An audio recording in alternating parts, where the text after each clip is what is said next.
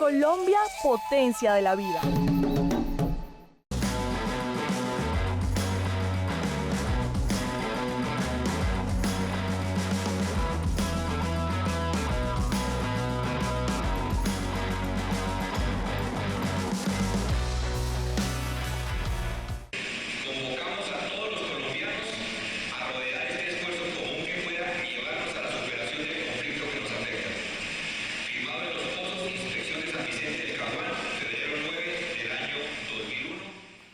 Hoy hablamos de la relación entre conflicto armado, paz y sectores LGBT y reconocemos que ha sido como un tema que ha estado con fuerza como quizás en la última década. Sin embargo, es importante reconocer que la discusión sobre cuerpo, paz y sectores LGBT comenzó antes.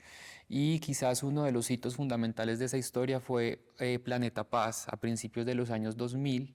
Y lo particular fue que fue la primera vez que en un diálogo nacional se convoca explícitamente a los sectores LGBT. Fue la primera vez que nos logramos encontrar los grupos que trabajaban en el país. Entonces nos logramos encontrar, logramos conversar. Y allí, digamos que parecíamos como átomos volando las personas trans, travestis y transexuales, porque pues ninguna estaba organizada. O sea, llegábamos como de diferentes regiones, pero ninguna tenía una colectiva en los territorios.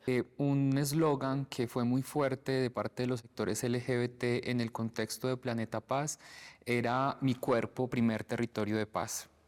Y en ese eslogan se comenzaba a formular una reflexión desde los sectores LGBT que daban cuenta de que la paz no era solamente la ausencia del conflicto armado, sino que la paz para los sectores LGBT fundamentalmente significaba poder habitar los territorios, poder tener una vida digna, poder tener una vida libre de esa violencia estructural que se sumía sobre nuestros cuerpos.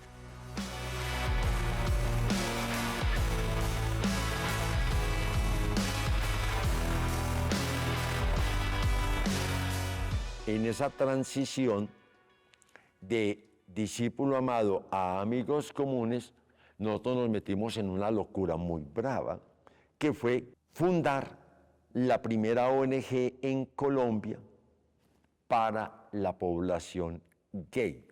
Y eso fue exactamente en el año 2001. Inicialmente comenzamos en la trastienda de un bar, como han comenzado muchos colectivos en el mundo. Y al final tuvimos sede, pues que era arrendada, pero al final tuvimos sede. En algún momento a mí me tocaba con un gran amigo, José Bernardo, contar cuántas personas se hacían partícipes de las reuniones y llegamos a contar 170 personas. Lo más importante era la reunión de los jueves. Allá nos reuníamos, se trataba de conseguir como panelistas, pues como en temas de psicología, manejo personal, pues como cosas así, como ese tipo de temas. Y era un momento como muy agradable porque era un lugar de reunirnos, de encontrarnos con las personas, conocer nuevas personas. Inclusive apoyo, porque en amigos comunes había mucho apoyo. Uno tenía un problema, le preguntaba al otro y el otro le decía que el problema era más grande, entonces uno ya se tranquilizaba un poco. Como un trabajo de apoyo psicosocial, eso era una terapia. Entonces, a través como de la lúdica, de la charla, y también del coqueteo, porque Amigos Comunes permitió que las personas se encontraran, se enamoraran, ligaran. En realidad fue muy decepcionante llegar al grupo en ese momento, porque a veces ahí es donde, digamos, yo empecé a entender pues que una cosa es el mundo gay y otra cosa es el mundo travesti.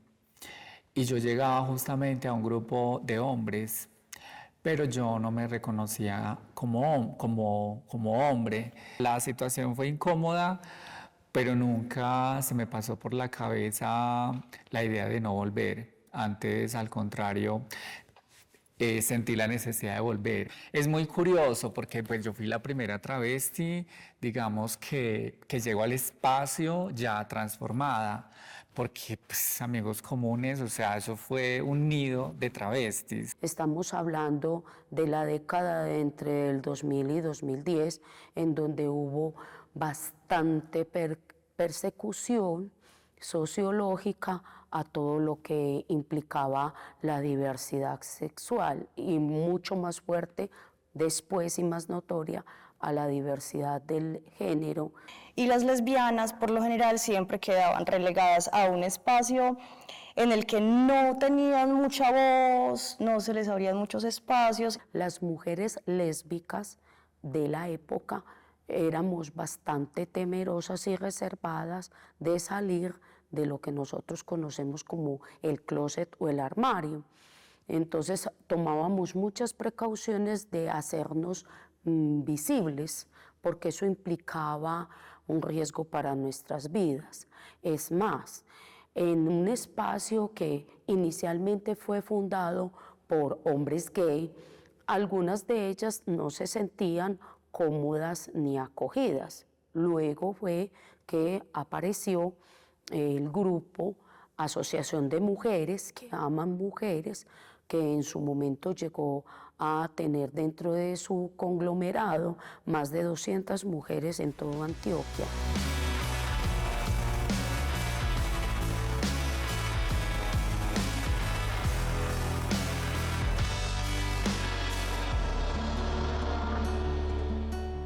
Luego, también decía, hubo otra pregunta, pero ¿por qué nosotros tenemos que rumbear en la noche? Y entonces, alguna discoteca muy reconocida de la ciudad nos abre las puertas y empezamos a hacer lo que llamaban las fiestas de día. Al inicio fueron pues como un fracaso porque pues la gente no estaba como enseñada a rumbear de día. Pero con el tiempo eso se volvió pues algo muy apoteósico. Eso era lo mejor que uno podía hacer un domingo, irse a rumbear de día. De maravilla, porque ahí sí llegaba, como se dice coloquialmente, el perro y el gato. O sea, llegaban las personas trans, llegaban los hombres gay, llegaban las mujeres lésbicas más animadas. No hubo fiesta de día que no estuviese animada por nuestra muy amada y recordada DJ Chucky, Sandra Castrillón.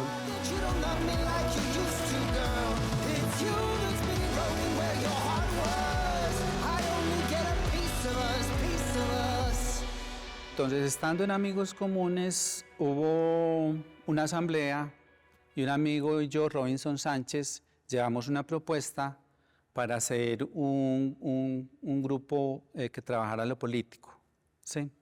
Y hubo rechazo total porque Amigos Comunes estaba en otros asuntos. Y me dijo Robin, bueno, y entonces nosotros ahorita ¿qué vamos a hacer? Y le dije yo, no, el proyecto que habíamos presentado.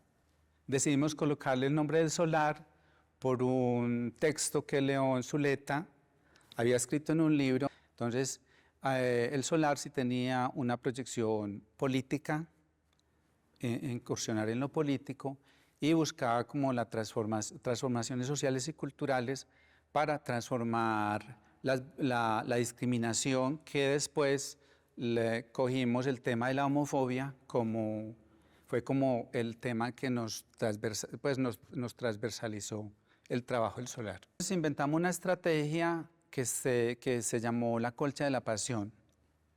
La Colcha de la Pasión era una estrategia de sensibilización, visibilización y denuncia de las violencias por homofobia que violan los derechos humanos, y no solo son los crímenes de homofobia, son muchas violencias que las personas diversas vivimos a través de todo el tiempo por la discriminación hacia las personas diversas.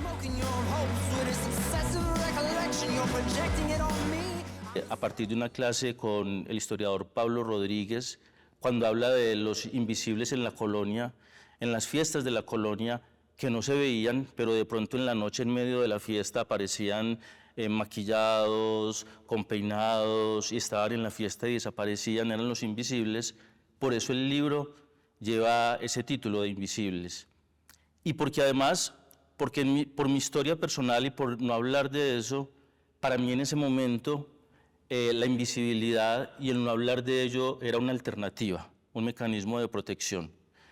Desde el año 96 más o menos, cuando ya decido dedicarme al tema, empiezo a buscar asesores en la universidad. Yo quería que fuera un varón, no fue posible. Cuando yo me acercaba a alguno, las respuestas eran evasivas, negativas, risas nerviosas, porque nadie se atrevía en ese momento a hablar del tema y yo no sabía que me estaba metiendo en algo que no existía. Sí, claro. De hecho, yo recuerdo que Invisibles en Antioquia fue un libro que me regalaron un día del amor y la amistad, El amigo secreto. Para mí fue muy emocionante porque yo justamente estaba terminando mi tesis de maestría. Creo que después del libro de Bel Botero, el referente más importante en sentido académico de lo que se ha hecho en la ciudad y quizás incluso en el país. Cuando regreso al país, por un lado empiezan a aparecer estudiantes de diferentes universidades buscando al profesor que había escrito el libro, porque querían hacerle una entrevista, porque cosas que para mí en ese momento eran muy impactantes y es que yo estoy haciendo mi trabajo basado en lo que usted propuso, y entonces yo me decía, ¿y yo qué propuse? Siempre me preguntaba qué fue lo que yo creé, qué inventé. Entonces ese era un indicador muy importante para mí, el darme cuenta que Invisibles había hecho un recorrido y que me daba pues a conocer. Y en ese sentido, a pesar de que fueran poquitos, creo que esas pocas producciones que habían, esas pocas personas que estaban dándose la lucha por promover estos temas en distintos lugares, significaron mucho para una generación que teníamos estas preguntas. Entonces recuerdo con mucho cariño seguro un texto al que muchos llegamos alguna vez, como Invisibles en Antioquia, de Walter Bustamante. Colombia, potencia de la vida.